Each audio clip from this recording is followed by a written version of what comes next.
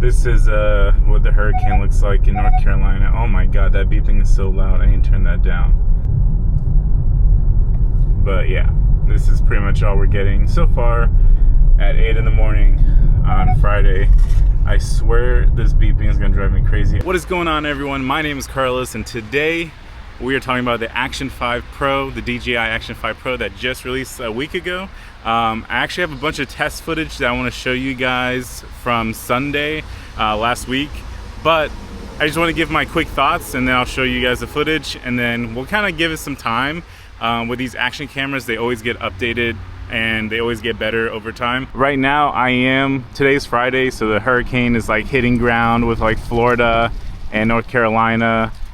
So I am getting some of that. However, I'm more in the Raleigh area, so it's not really gonna hit us like too hard. I expect like a lot of rain, and that's about it. But yeah, so it is kind of crazy. It is a little windy. It has been raining pretty hard in the morning, and I'm also probably gonna get some Starbucks. Oh, in other news, I got some new tires, and we'll go over that in another video. But I got brand new tires. It only costed my lung and part of my kidney, but it's okay. It was necessary. And right now it is windy, and I'm like right across the street from the highway, so I just wanted to test out the microphone for high wind resistance, because it has like a setting where you can choose high, normal, or off. Right now it's on high, so hopefully you can hear me okay. We'll see how that works, but I'm gonna go inside and let's talk about the camera. All right, so I bought this camera on Friday of last week, so pretty much one day after it was officially released. And I used it pretty much all of Sunday, or all of Saturday and Sunday. So I've only really had about 2 days with it, and then I got busy with work and a bunch of other projects.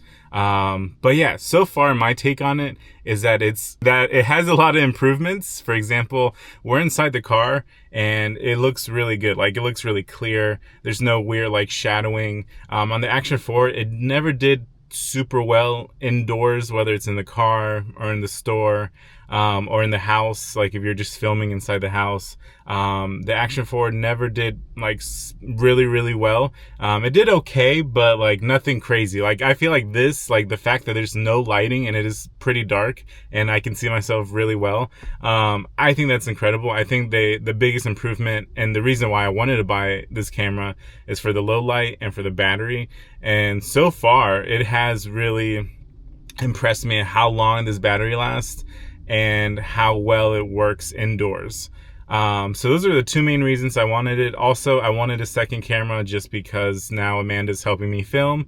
So she's going to have the Action 4. I'm going to have the Action 5. Those are the two reasons why I bought this camera. And so far, I'm very impressed. All right. So what else about this camera can I say? Like, first impressions.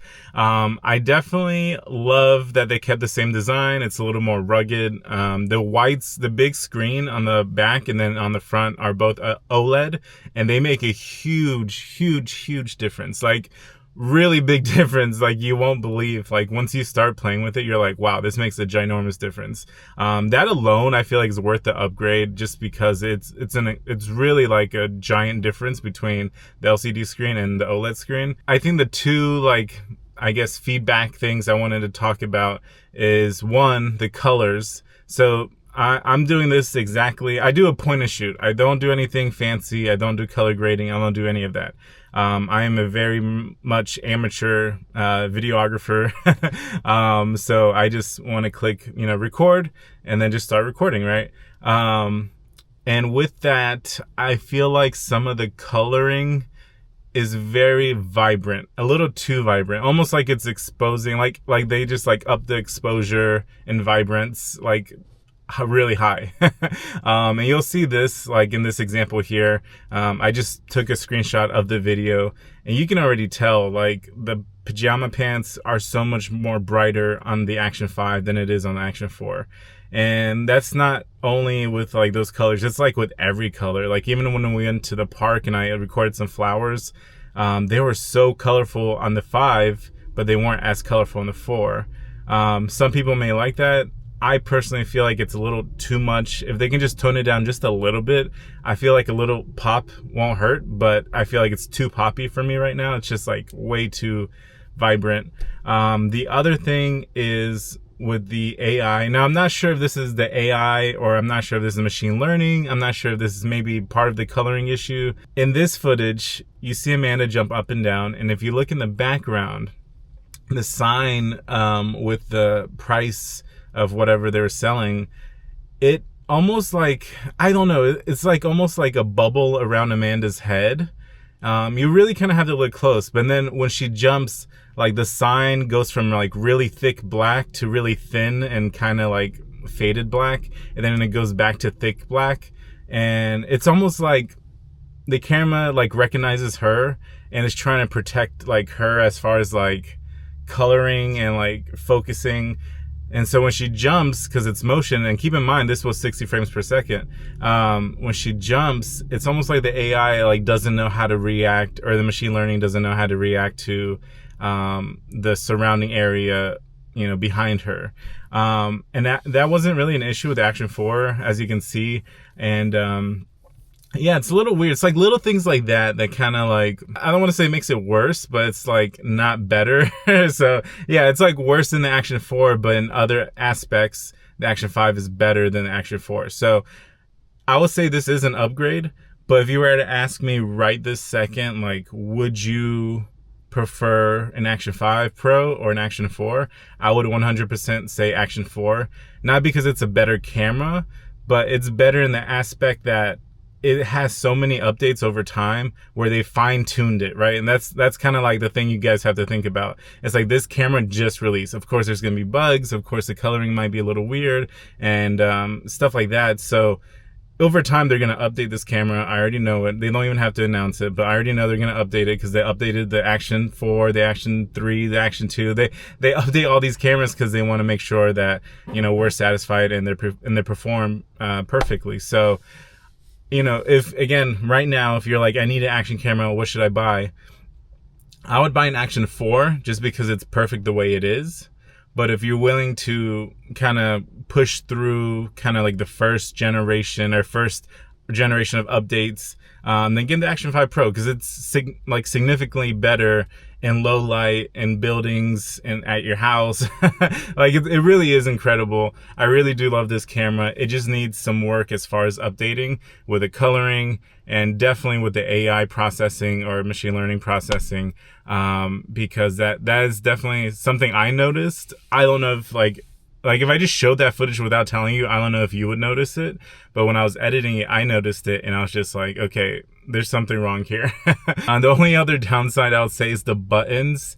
They made it more flat, so it is harder to press. And I'm assuming that they did this because if you're gonna, I guess like the majority, like I guess have gloves, you know, doing action stuff like riding bikes or, you know, whatever. I definitely feel like they did it on purpose so they can be like, oh, you can wear gloves or you can like do all these crazy things without accidentally pressing the button again.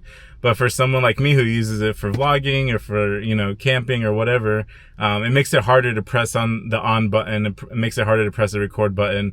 But it's just, I mean, that's a minor thing. Like, you know, it's just something to know.